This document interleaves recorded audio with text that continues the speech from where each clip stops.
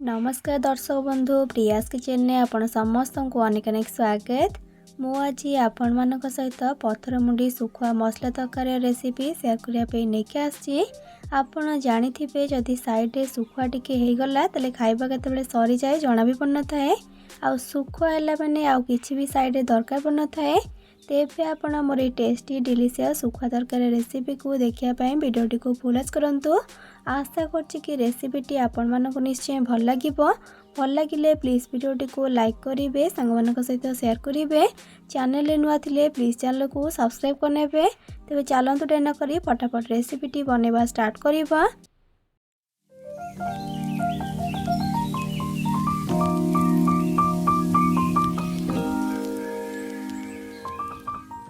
सुखुआ तरकारी बनवाई प्रथम ये देखो मु नहीं 150 ग्राम पथर मुंडी सुखुआ।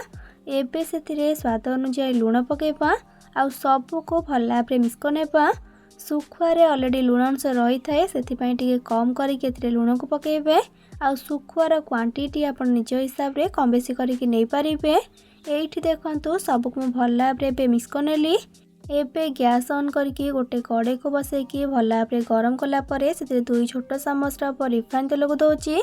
तेल भल भाव गरम हो गला परे से गोटी गोटी करके छाड़ी छाड़ी करके सुखुआ को देबा। आउ गैस फ्लेम को मीडियम रे रखिकी 2 मिनट खंडे टिके खाली कुक होगा छाड़ीबा।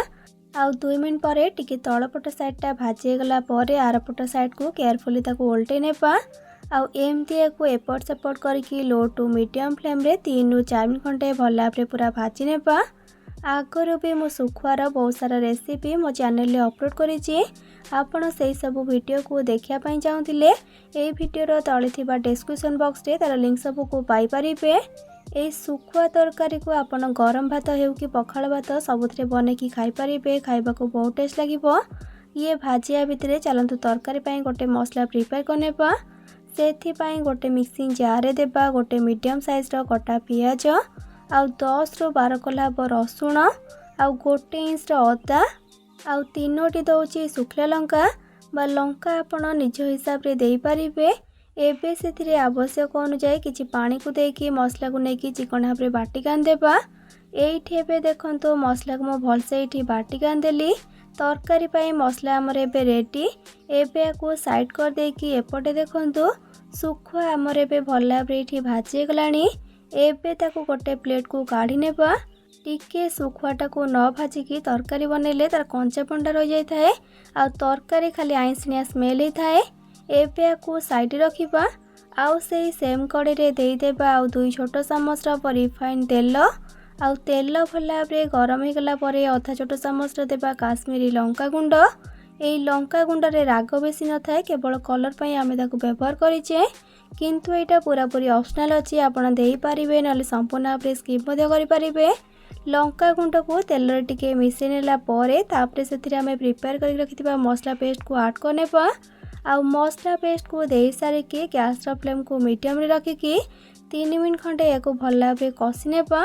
जेमती कि मसला पेस्ट रो कंचा बास्नाटा जायकी सेटिके कसी जिवो। आउ 3 मिनट खंडे कसला परे एठी हमर एबे मसला पेस्ट रो कंचा बास्नाटा चाली गलानी आउ मसला भी टिके कसी गलानी। एबे गैस रा फ्लेम को लो कर देकी सेथिरे पकेबा 1/3 टीस्पून रो हल्दी गुंड, आधा छोट चामच रो धनिया गुंड, आधा छोट चामच रो जीरा गुंड आउ स्वाद अनुसार लुण आउ गोटे मीडियम साइज रो कटा टमाटो।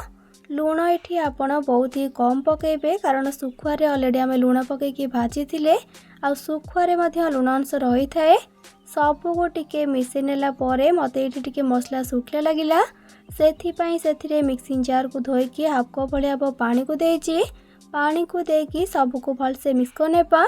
आउ मिक्स कर देकी गैस रा फ्लेम को एकदम लो रे रखिकी एको कवर करनेबा पाखापाखी 4 ରୁ 5 मिनट पाई जेमती कि टमाटर हमर भल भाव सॉफ्ट की मसला हमर कसी जीवो। पूरा कवर करके छाड़ीबेनी मझे मझे कवर को काढ़ी 3-4 थर मिक्स करनौथिबे। 4-5 मिनट पर एबे कवर को काढ़ीबा। एठी देखंतो मसला हमर भल भाव कसे कि टमाटर पूरा सॉफ्ट की मसला रे एकदम मिसी गलानी। मसलाटी को आपण जेते भल भाव कसिबे तरकारी सेतिकी टेस्टी बनी थाए। एठी त हमर एबे तरकारी पई मसला कसी गला। एबे सेथिरे ग्रेवी पई पानी ऐड करिबा। एठी मो गोटे कप रो पानी को देइची। अधिक पानी आपण ये आड करदेवेनि कारण आपण जानी सुखुआ तरकारी रे ग्रेवी रही न थाए हल्का हल्का जुगजुग टाइप बनी थाए। एबे सबको भलसे मिक्स करनेबा आउ गैस रो फ्लेम को हाई करके ग्रेवीटी को भल भाव फुटा को छाड़िबा। जदि आपन को एबे जाए मोर रेसिपी भल लगुए तेबे आपको लाइक करेंगे सांग मान सहित शेयर करेंगे। चैनल नुआ थे प्लीज चैनल को सब्सक्राइब करने पाखरे थिबा छोट bell icon all option click करेंगे जहाँद्वारा मो अपलोड करथिबा मो समस्त वीडियो नोटिफिकेशंस आपन सर्वप्रथमे पाई परिबे। एठी देखंतु ग्रेवीटी हमर फुटी गलानी। एबे सेथिरे भाजी रखिथिबा सुखुआ सब को ऐड करनेबा आउ हल्का टिके ताको मिसई देकी गैस रो फ्लेम को एकदम लो करके याको कवर करनेबा पाखापाखि 5 ରୁ 6 मिनट पाई बा ग्रेवीटा मरिकी हल्का हल्का जुगजुआ टाइप बनया पर्यंत याको भल भाव फुटे नेबा। 5 ରୁ 6 मिनट पर पे कवर को काढ़ा। एठी देखंतु सुखुआ तरकारी आमर एबे रेडी गला आउ ग्रेवी भी देखंतु हल्का हल्का अच्छी जहाँकि ठंडा गला परे पूरा ड्राई हो आ लुक्स रू देखंतु केते टेम्पटिंग देखाउची। एबे याको अधिक न फुटेकी गैस रो फ्लेम को ऑफ करनेबा। तेबे आपण मोर रेसिपी को घरे थरे निहाती भाव बनैकी ट्राए करंतु आ बनैकी खाई सारा परे किपर लागिला कमेंट सेक्शन में जणाई जमा भी भूलिबेनी। भल लागिथिले प्लीज वीडियोटी को लाइक करेंगे सांग मान सहित शेयर करेंगे। चैनल नुआ थे प्लीज चैनल को सब्सक्राइब करने आ पाखरे थिबा छोट bell icon all option click करेंगे जहाँद्वारा मो अपलोड करथिबा मो समस्त वीडियो नोटिफिकेशंस आपन सर्वप्रथमे पाई परिबे। तेबे आज रोची पुणी आसबि नुआ एक रेसिपी नहीं कि से पर्यंत रही लव यू ऑल जय जगन्नाथ।